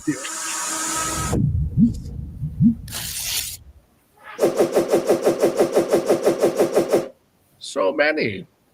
All right, first up, we have another series. I heard that. Yes. Yes. I love it. I love it. Here we go. Is it on a perpetual loop? Yeah. I hope Yes. so. Yeah. Nice. So Common D starring as the princess. Common Frank as Ongo. Woo! Ooh, I'm into. Uncommon Frank starring as the troll. We've got Common Charlie as the director. Rare Charlie as the director. There you go. Uncommon Frank starring That's as a the little troll. bit. 3. Uncommon Conspiracy. Oh, I thought that was the Grail. Oh, Common Charlie starring as the Day Man. Uncommon Mac starring as the Night Man. Uncommon D starring as the Princess. And then Epic Charlie starring oh, that's awesome. Nice. That's a cool one. Nice. That's cool. He comes down the sun. I love it. That's awesome. Will you marry me? No. Ew. Can I go now? Yeah. Common Frankus Ongo. Legendary. Yes. Oh, The physical. Let's go. Let's go, Kev. yeah. So Kevin is now going to be able to redeem this for a physical Funko. Yeah. 2 physicals. Baby. Let's And of go. all the ones, I got Liam McBoyle. I love it. Back. So worth it. With his glass of milk and everything. Yes. That's awesome. That's awesome. You got Common High School D. That's awesome. Epic Charlie as the director. Ah, Nice. but yeah.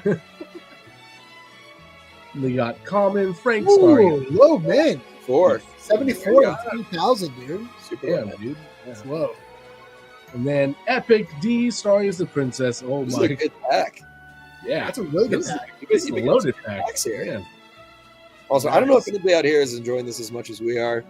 I don't know if anybody else cares about Always Sunny in Philadelphia. Is anybody fan out there? Does anybody watch the show? Yeah, Yeah, if you guys want to go, let us Are know. we doing this Huge purely fan. for us? This might just be It honestly might just be for us. might be guys. for us. There's also 150 people currently watching this thing that is just for us. So All right, I got one more pack. It's a low mid pack now. What is it? Oh, 619. Like, 19,000, but too bad it's open. Yeah, open that, rip it, rip it. Go.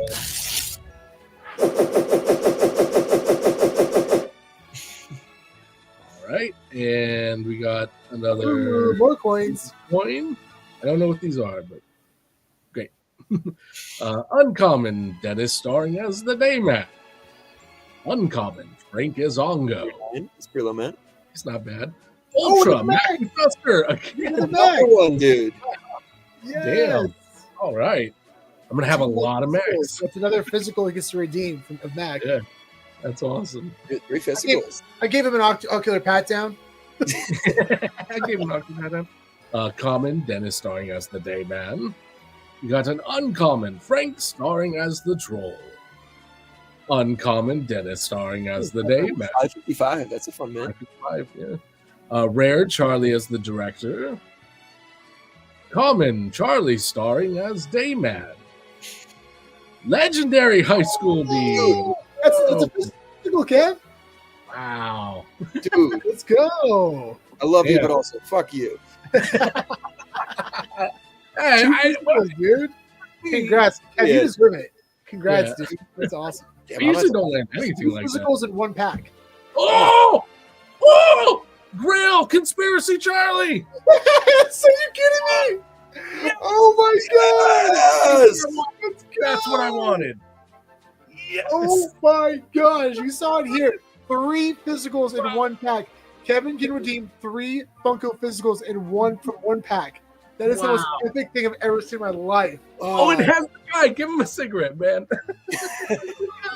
This is one of the coolest things I've ever seen. Kevin, congratulations. Hell yeah, dude. 3 physicals man. in one pack. We're not even done. Crap, we're not done. We still got We're not even more. done You're yet. not even done. Hold on. What do we got next? Pack. Uncommon Frank starring as the Yeah, Troll. Common Charlie as the director. We got an uncommon Frank Izongo. An epic Frank starring Oh, as an 81 is 100. Low man. one. Holy It's like crap. a god pack right here. I Yeah. know. What did I open? It was because it was a low mint. Here's another epic. Another epic. Nice. Nice. I'll also make my money back on this thing. Oh, easily. You already have it with the Grail alone. Yeah. And then Rare Charlie as the director. Dude, Man, this Hey. one pack alone, we got that was 3. probably one of the best packs I've ever seen. Wow. That was Yeah. truly epic, dude. Hell yeah. Wow. So a legendary, a grail, and an ultra. All physicals. Wow. Damn. We'll definitely turn this into a clip and show this one. Oh, 100%. Yeah. Well, that is it for me. I'm very happy. I am beyond happy, actually. Congratulations, dude. I wanted that Charlie Grail so bad. I want one. So I've just accepted that I'm gonna have to buy one off the market, But Sorry, bud. Dude, Let's see. I might have to buy Oh, some. I haven't got that bit of a rush in a while. Yeah. Dude, holy crap. Spencer, you up? Yeah. How are we gonna follow that one up? I know, right? Okay, let's share my screen. Have nothing but epics and legendaries. All right, cool. You can see my screen? Yes, we can. Cool. So I just wanted to show this off. I landed this one already. So I have one physical. Oh, yeah. Legendary tennis. That's a good tryout. So I'm stoked on that. But let's see if we can do another. Let me see. One more pack. But this pack is a super low mint. It's 216. Ooh. Yeah. Man. But fuck it. We're opening it. Yep, we're opening them. Alrighty. Here we go. Hopefully low mint means good pulls. Yeah, that's what it did for me, man.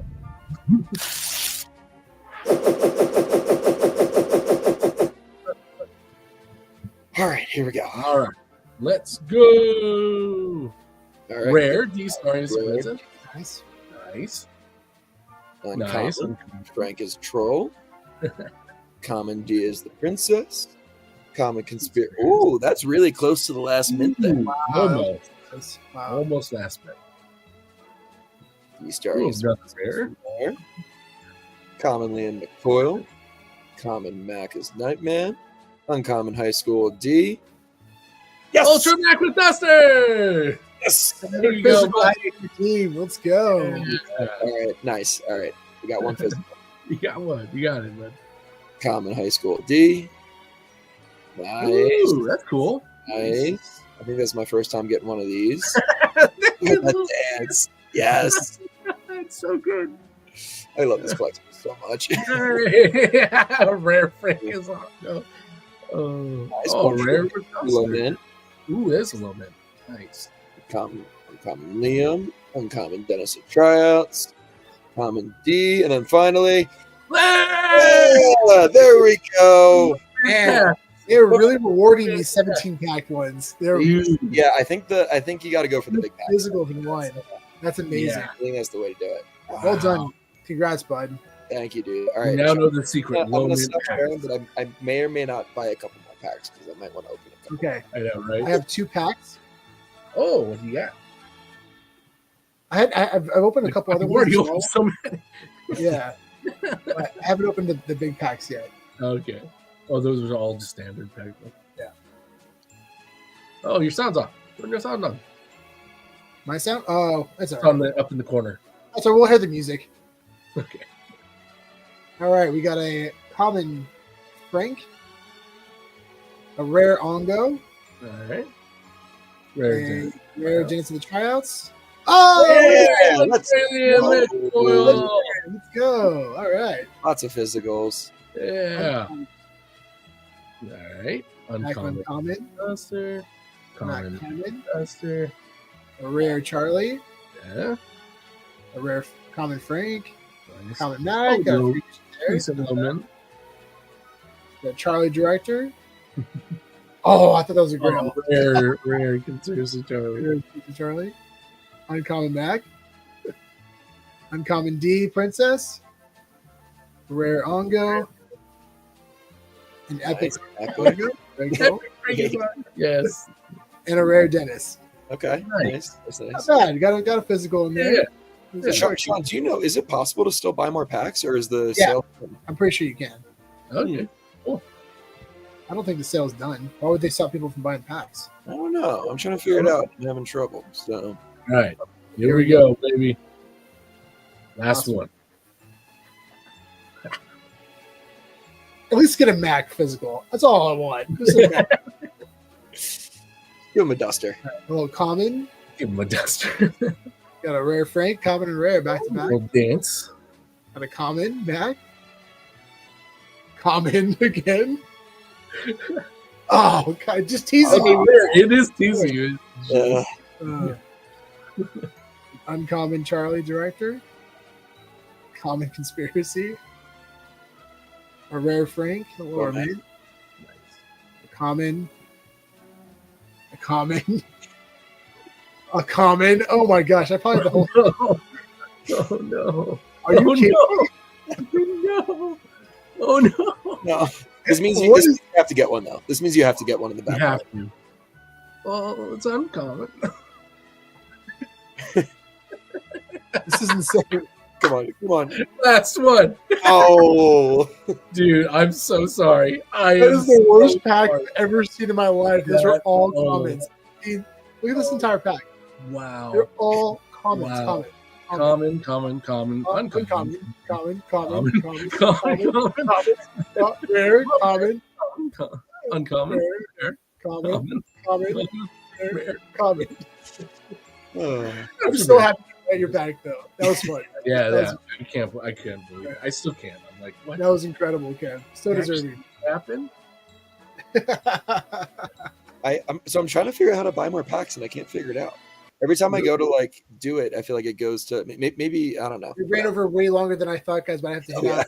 Yeah, so much fun, guys. That was awesome. Thank you, everybody, for joining. That was an absolute blast. And we'll definitely see you next week on Question and Hang. And make sure to subscribe and like if you haven't already. And we'll definitely keep you posted on next week's episode. Thanks again for joining, everybody. We'll see you soon. Thanks for putting up with us.